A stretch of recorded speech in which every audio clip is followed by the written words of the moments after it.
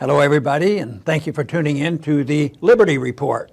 With me today is Daniel McAdams. Daniel, good to see you. How are you this morning, Dr. Paul? Very good. This is a very special day. Yes. We're going to find out about the State of the Union. I'm hoping it's in good shape. Yes. But I would have to predict that the report basically will be very upbeat. Why would it be anything else? Why tell the people the truth? What's really behind it? And that's part of the problem is the upbeat stuff, and there are some definite upbeat things, but there's always a cost. The one thing a politician will never do is tell you how much it costs, and what the long-term conditions are. So we're going to hear a lot of good things, but there will be some things philosophically that we just flat out disagree with them because I imagine the speech will reveal that, having a foreign policy of being tough with your enemies and building more weapons and all, that's going to be a positive, which wouldn't be for us. So it'll be interesting. I didn't always pay as much attention as I maybe should have when I was in Congress because they were really, really tough to attend. But right now we will be paying attention. And tonight, you and I have agreed you can type much faster than I can, and I can talk faster. So we're going to do some tweeting during this speech. Maybe there'll be something that is being said that we can be constructive in mentioning what maybe it would be like if we lived in a republic that emphasized personal liberty and minding our own business, of course, which is our goal. But there are so many things to go over about the real state of the union, and that's essentially what we spend all our time. As a matter of fact, maybe that's what politics is all about forever. It's certainly the issue about Russiagate. What is the truth about it? What is really going on there? Because at the beginning, there were a lot of Republicans that said, oh yeah, if a foreign government got involved, we got to deal with it. And they were the hawks against the Russians. So they emphasized this, and we end up with a special prosecutor and all these things. So we are now continuing to sort that all out. But on economics, it's the other thing, sorting things out. Yeah. Things look pretty good. Housing is housing is up. Car sales are up, but they don't talk about the cost, which is the inflation. And of course, I don't imagine that we will hear much talk tonight about the danger of debt, because debt, according to Keynesian economic theory, all interventions you can handle it as long as it's a certain percentage of GDP, and of course GDP is a fictitious number anyway. It doesn't mean as much as they claim it is. But the big thing is Republicans and Democrats generally aren't that worried about the debt, or they wouldn't spend so much money. If the conservatives were worried about debt, they'd cut something, but nothing really ever gets cut. So I am assuming that we're not going to hear much, except maybe in the speech afterwards, because all of a sudden now you hear Democrats saying, what is he doing there if he cuts taxes and spends money over here? The debt's going to go up, like they really cared. But I don't think in the speech we're going to hear a lot of concern about debt. So what do you think he's not going to say that you might be interested in? Well, when we were talking about the show today, we wanted to make sure that it wasn't some sort of a political attack for either side, because it's going to be, as you know, and you made a lot of people happy back then because you always gave out those free passes to constituents, and they were always thrilled. You didn't really like going there. I can see why. So it's going to be all a dog and pony show about the politics. But one thing I could say, and you touched on it earlier on, one aspect of the State of the Union that you cannot blame Donald Trump for is the issue of the presidency itself. And I think starting with before he was elected, now as we see more and more the FBI colluding with what we might call the deep state to prevent him from being elected, or at least from hobbling him once he is elected, the Mueller investigation, the precedent that it sets, and you've always not been that happy about a strong president. That's certainly the case. But the precedent it sets for the first year of this presidency to be completely hobbled in every aspect of his presidency almost by this cloud hanging over that was completely constructed out of thin air. Again, it sets a dangerous precedent for future presidents. Certainly the Republicans, if there's a Democrat elected next time, are going to do the same thing. This is now the new game to play. And maybe there's a silver lining if it weakens everyone, but I think it also weakens accountability as well. So I think that's a state of the union that we're in right now that is quite dangerous. Well, I think digging into the problems that our country faces will be glossed over because everything is okay. The stock market has been high. Who knows how long it'll be up, but the stock market is up, and that makes the rich people richer if you think about it. But it doesn't get into the important issue of bubbles, the malinvestment, and that comes, of course, from the Federal Reserve. The Federal Reserve, I assume, will not be mentioned tonight. Nobody's going to say, it's about time we pass that audit the Fed bill. That is not going to happen. And there will be nobody suggesting that trade wars have to be, we have to watch that trade wars aren't good, and putting on tariffs and having currency wars is not good for world economic policy. So that won't be mentioned. The other thing is the direction of the dollar. It's definitely down these last 15 months. Significantly so, and I assume that's going to continue. That is big. That is big news, and that is an underpinning of what's really going on. We might see the benefits of the bubble making and the inflation, but the depreciation of the dollar is very, very important. And if you look at a chart since 1971, since we've gotten rid of the Bretton Woods, it has been down pretty steady, purchasing power up. And one of the reasons why we have this wealth discrimination, the wealthy get wealthier, all that QE stuff, drifted in the hands of the bankers and industrialists, investors, and none of it, and they couldn't figure out, well, why aren't the people doing better? Well, it just happens to be that printing money tends to go where it wants to, and in this case, it went directly to the bankers. But also the other thing that they haven't been willing to look at is really, the whole process of stimulating, regulating, and determining the economy.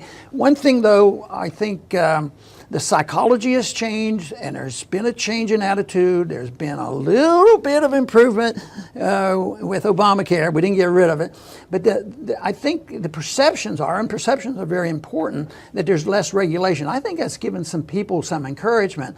But I don't think we'll find that is the answer. I think that structurally it's big debt. It's deficits that have run up. It's economic interventionism. It's spending on the military. It's the welfare state. These things are very structural, and eventually a country runs out of steam because debt and printing money doesn't solve the problem. And I think the State of the Union underneath the surface is a lot different than what is presented to us right now. Unemployment and everything improved, but statistics are statistics, and we know that you cannot rely on the government all the time of saying how wonderful things are. And so I think people would do better. Probably never at the State of the Union message, because that's a political stunt. They're not going to talk about the seriousness of what needs to be done. Matter of fact, I never heard very many people in Washington ever talk seriously about the problems that really exist, what the real state of the economy and the state of our country is in. Yeah, that's true. And you mentioned military spending, and this is an important aspect, I think, of the State of the Union. The President signed in December the National Defense Authorization Act for 2018. It's on the surface $700 billion, but of course when you add in all of other military-related things, it's well over $1 trillion. It's a big bump up. Remember, he wanted $50 billion more, and Congress said, well, we'll see your 50 and give you another 50. So this is the mentality. No amount is too small. $1 trillion modernization of our nuclear weapons program. That's a huge bit of corporate welfare to the military-industrial complex. But there's more of a conceptual aspect, I think, of the state of our union in terms of defense.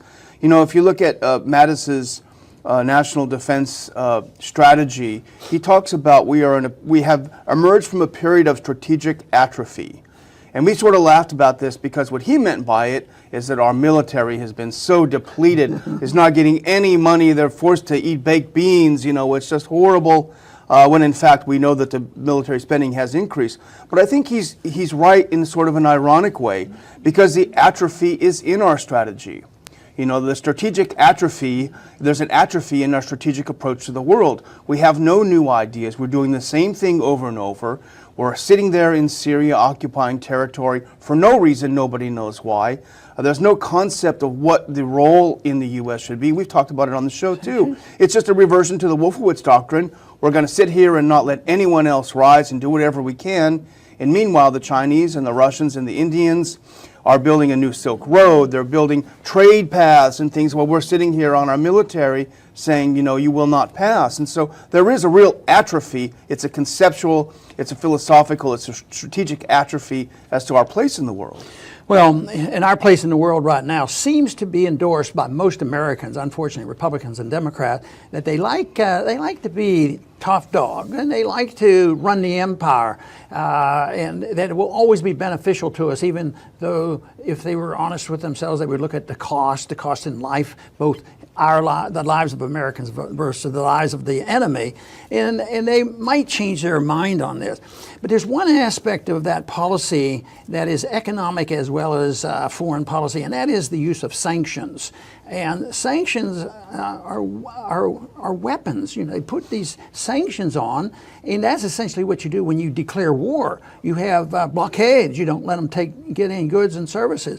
But putting on sanctions is just looking for more trouble. It's a provocation, and it just is so unnecessary for them to do that. But we do it all the time. We do it routinely, and a lot of people think that, if we just use sanctions, we won't have to kill anybody and we'll have our way and they'll listen to us, not realizing that sanctions in combination with an aggressive military, which is what we pursued for 10 years against Iraq, and we continue to do it, not quite as aggressive as it was, it was the sanctions and the bombs that destroyed this country, and it was admitted by our government that 500,000 children probably died because of us bombing the infrastructure and preventing medicines going in. So I think sanctions shouldn't be a compromise. Compromise. Well, we don't want to invade, and we don't want to send the troops in. We don't want to do that, but we can't ignore it because we have responsibilities. We are the surviving superpower. Of course, another thing that might not be recognized is the surviving of our superpowership is being diminished, and that's what I guess encourages people to say, more, we have to be tougher, we'll spend more money, and we have to have bigger bombs.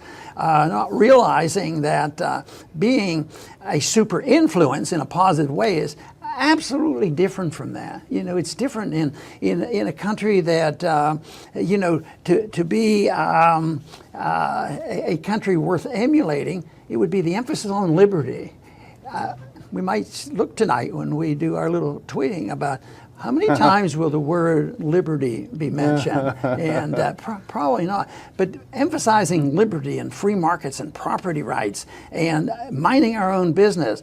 If you don't deal with those Russians, that means you're endorsing everything they do, which is complete nonsense. The same way if you permit civil liberties for individuals who do no harm to others, because they read bad books or they have religions you think are ridiculous, doesn't mean you endorse them, but you endorse that principle. But it's hard for people to comprehend that you can do that if you tolerate something like that, nobody committing aggression against us, say they have problems, they have internal problems, but it's not for our purpose to get involved, to make us a great nation. That doesn't do the trick. Yeah, exactly. And you talk about sanctions, you talk about Iraq and the sanctions that were automatic. And this is one thing that the neocons hate to admit, but it's absolutely a fact. The sanctions that destroyed the infrastructure, that killed a lot of children, that destroyed families, that destroyed the country essentially, those were the fertilizer for Al-Qaeda and ISIS. The void left by our invasion, coupled with the sanctions that undermine their society, that was a sprinkling that allowed Al-Qaeda and ISIS to form. But the sanctions is almost like the U.S. government is on autopilot. Oh gosh, we don't know what to do. Well, let's just put some more sanctions on. This is the idea. And Rex Tillerson the other day, and he's really going downhill, I tell you. He was asked about sanctions on North Korea, and he actually said the appearance of more of these ghost ships. You probably read about these. These are where North Koreans are so desperate for food that they get on these junky ships. They don't have enough gasoline. They go out there and try to fish in the ocean, and they run out of gas. They break down or whatever, and the guys are just out there dying. He said the appearance of more of these ghost ships let us know that our sanctions are working because we're making life more difficult for the North Koreans. So this is the mentality, and you wonder why people aren't that thrilled about our foreign policy. Yes, and unfortunately, we're not going to see or hear anything about a significant change in foreign policy. Tone is different. It's politicized. We know that. Strategy is a little bit different, but the majority in both parties endorse military intervention, economic intervention. Deficits are okay and necessary. And on the surface, we mentioned before, there are some positive things happening. But what they fail to do is at what cost? Was there a payment? You and I could do pretty well if we had a line of credit. We have bankers who really believed in what we were doing. They loan us $1 million every month. Our standard of living would go way up, but it would be based on borrowed money and not true wealth. And that's what a country does, and it's so deceiving. It can last so much longer. And when you have a reserve currency of the world, you really have gigantic credit. But that's what I see changing. When I see that dollar dropping and our credibility on foreign affairs, that's a little bit of setback. But I think it's a big deal. And in a way, it should be a signal for us to wise up. Maybe we don't have the best foreign policy in the world. Maybe we ought to do something else. Maybe we shouldn't be so intimidated and fearful and insecure with ourselves. We figure, oh no, the Russians are coming. The Russians are coming. All these kind of things. Like, just think of the fear built up against Saddam Hussein, all based on lies. Yeah. And the war on terrorism was greatly exaggerated as well. But you have to do that. How else can you build continued weapons? Yeah. And that will be a continuation, I believe, before the speech and after the speech. Well, we're running out of time. We didn't even touch on the state of civil liberties. I'll just mention a couple of things without going into detail. The drug war, we're not much better off, unfortunately, probably worse off. Issue of privacy. We just passed the extension of the FISA amendments, which allows the government to spy on us. Nothing good there. The TSA is still grabbing us every which way. Not a good sign. So I would just close by reminding our viewers, Dr. Paul is going to be on fire tonight. We're going to be tweeting away at the State of the Union. So it's on Twitter at Ron Paul. That's where you can find him. And also another reminder, subscribe to this channel, the Ron Paul Liberty Report YouTube channel. Get all the updates, help us boost our numbers, and help us reach other people. And we thank you so much for viewing. And I want to thank everybody for tuning in to our program. And that last item that Daniel mentioned about civil liberties, I think, is many times in my mind at the top of the list, because if you think of civil liberties, part of that is owning property, and you can go from there and protect all the good things in a free society.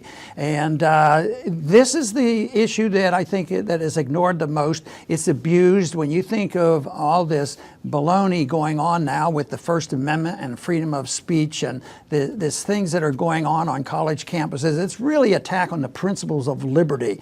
And that is what we desperately need. That's why I'm always disappointed when it's rarely mentioned. It's said not talked about or understood. And yet, if you think about it, the founders knew about it and understood it and tried to make a point, made an effort, and quite frankly, it's not been very successful, especially in the last 100 years. That has been ignored. So we have to have a renewed interest and an understanding about what personal liberty is all about, or we can't deal with any of these problems that we've just talked about.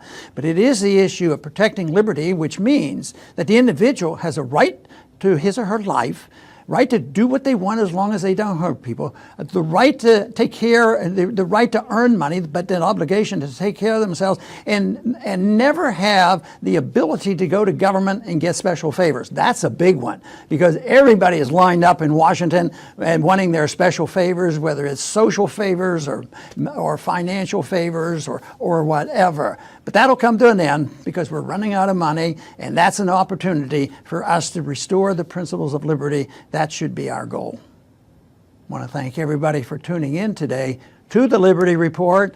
Please come back soon.